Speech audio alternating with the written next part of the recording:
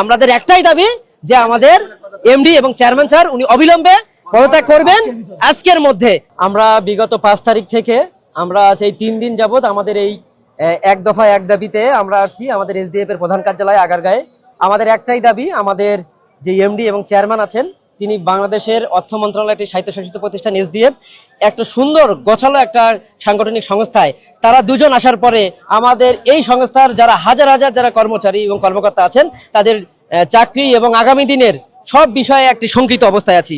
এবং তারা সিডিডি অ্যাপ্রোচে কাজ করেন, আমরা যেটা কাজ করি আর কি গ্রাম পর্যায়ে, কিন্তু তারা এসে কি করলেন সিডিডি অ্যাপ্রোচে না করে ব্যক্তি উদ্যোগে কাজ শুরু করেছেন, যেটা আমাদের এসডিএফ এর সাথে যায় না।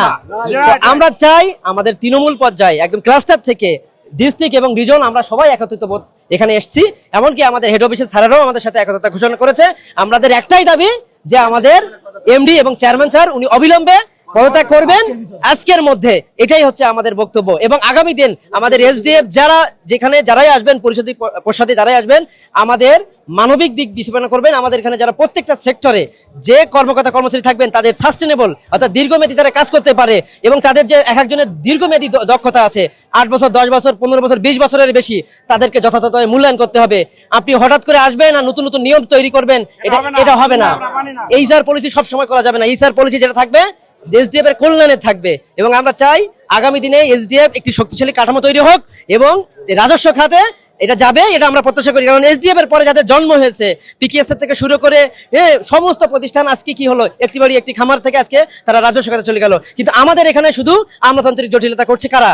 আমাদের এই ঊর্ধ্বতন যারা আসছেন এনারা। আমাদের একটাই দাবি এবং আগামী দিনে যারা আমাদের এমডি এবং চেয়ারম্যানের যারা দায়িত্ব গ্রহণ করবেন তারা যেন আমাদের এই যে আমাদের যারা কর্মকর্তা কর্মচারী আছেন এবং তৃণমূল পর্যায়ে তাদেরকে জন্য সুরক্ষার জন্য একটা জন্য পলিসি করা হয়, যাতে আমাদের এক দফা এক দাবি এবং একদম এক দফা আমাদের এখান থেকে তো কোনো কেউ যাবেই না, উপরন্ত টোটালি আমাদের কর্মসূচি থাকবে আমাদের এই অফিস এবং আমাদের এখানে ক্লোজ, আমাদের ক্লাস্টার ডিস্ট্রিক্ট এবং রিজন তো কর্মবিরতি। এবং এই দাবি না মানা পর্যন্ত আমাদের কেউ ঘরে ফিরে যাব না।